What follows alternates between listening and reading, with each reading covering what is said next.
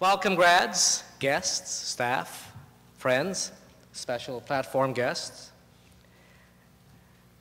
According to the Canadian University Report 2010, Canada's universities do a pretty good job. In fact, they claim it's tough to find a mediocre one anywhere in this vast nation.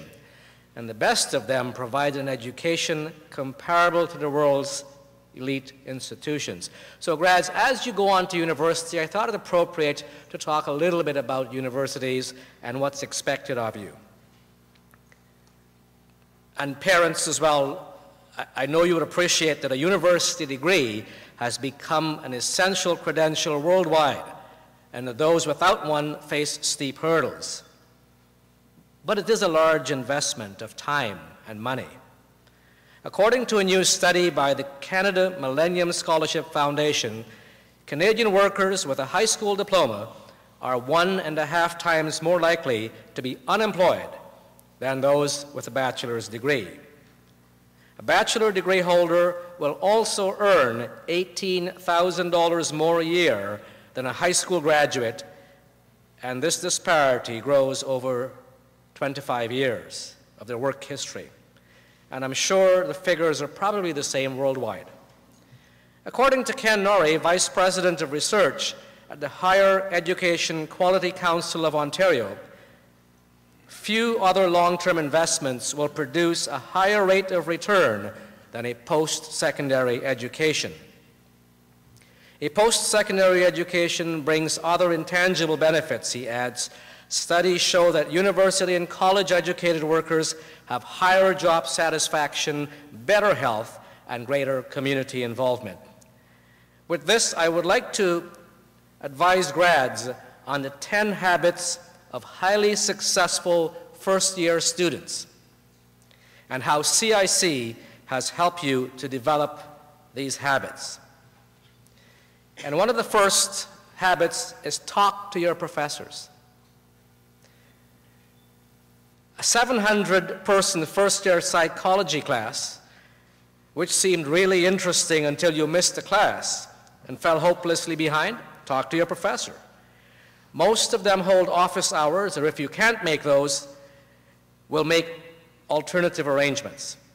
You'll get answers and FaceTime, and they'll get to know you. You need to learn to become an advocate for yourself, and I hope we've helped you to do this. And it's difficult. It's not an easy task to talk to your professors or to ask questions in class. Especially if you're sitting in a class of 700. I hope that we have helped you to overcome this. I hope that we've helped you to learn to ask questions in your classrooms at Columbia, in our offices, in our after-school and weekend activities. I know many teachers and support staff have encouraged you to advocate for yourself. Next, read your syllabus. Take a look at that list of readings and assignments your professor handed out on the first day. You may remember your teachers giving you our course outlines in the first day of classes at Columbia and advising you to read them and study them and make sure you understand what's expected of you. Plan your time. And I know we helped you, or we tried to teach you to plan your time. This is very, very critical. One of the key pieces was your student planner. Each of you was given a student planner when you came to CIC and advised how to use it appropriately. It's a simple technique, but use it when you get to university. Compared to CIC, your university days will be a paradise of unstructured hours. Love that. But if you can't prioritize and manage your time, you're sunk. Science students, you'll have a problem of being caught up in the things that feel urgent and neglecting the things that seem important. Art students get caught up in the fact that there seems to be a wonderful amount of nothing to do until the middle of November, when all your papers are due. So learn to plan your time. Use your student planner or use something similar to a student planner to plan your time. It could be electronically or on a piece of paper. Take breaks. Take it from those of us who've been there, and I know many of us have, All-nighters aren't everything they're cracked up to be.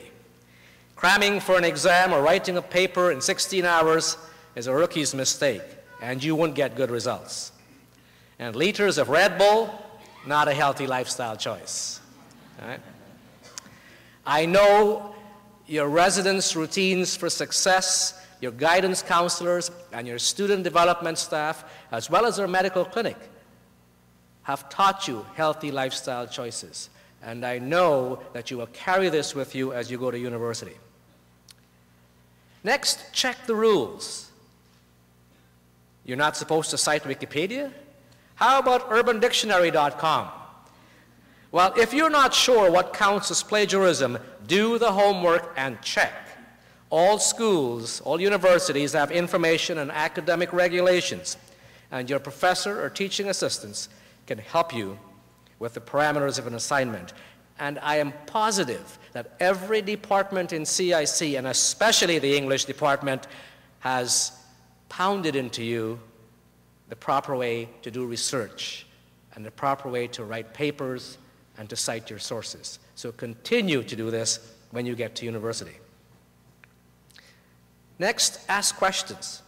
There's no way to mess this one up. Unless you're the kind of person who skips 2 weeks of classes and then said, did anything happen in class while I was away? Learn to ask questions. And it's not easy. I remember when I first came to Canada, I was at McMaster, and sitting in a first-year chemistry class of 300 students and wanting to ask a question, and even though English was my first language, feeling just a little bit intimidated, looking around thinking, do I put my hand up? Am I going to sound silly or stupid? Well, someone once said the only stupid question is the one you don't ask. So please, put your hand up, ask questions. This will make you stand out and ensure that you know what's going on. One thing I hope our medical clinic has taught you is to get a note if there's an emergency. Your professor is obliged to let you off the hook if you have a good reason, but you need to back it up. While there's no need to provide a urine sample, a doctor's note will dispel doubts as to whether your excuse is legit or not. Very similar to what you did here at CIC. You went to the medical clinic, you were referred to other clinics or to doctors. Again, many universities have clinics and doctors that you can go to who will be able to give you a medical note. And then get a life. Work-life balance. I know our student development department and residence life departments have taught you the value of balancing your life. Not just to study all day, but to take some time for recreation and after school and weekend activities. Everything in moderation, folks. If you're the kind of person who's going to spend 23 hours a day in the library, that's not very healthy. Conversely, if you're going to spend 12 hours a day in the pub, that's not good either. Everything in moderation. Get engaged in your classes. Even if your course or a required course includes an introduction to monotony and paint drying 101, find something that keeps your interest. If you're engaged in what's going on, you're more likely to retain the information for the exam. And finally, keep it all in perspective. You slept through your midterm, you're a week late with your term paper, and forgot all about tomorrow's group presentation. Take a breather. Take a breather. Talk to your professor or an academic counselor, and remember, it'll all work out in the end. Because here at Columbia, we taught you to do that. If you had an issue, speak to your teacher, speak to your guidance counselor, speak to your liaison admissions officer, seek help. Be an advocate for yourself. Good luck in university, or in whatever path you choose. Find a university that suits your personality, your goals, and you will be embarking on a journey that is truly worth it. Thank you and good luck.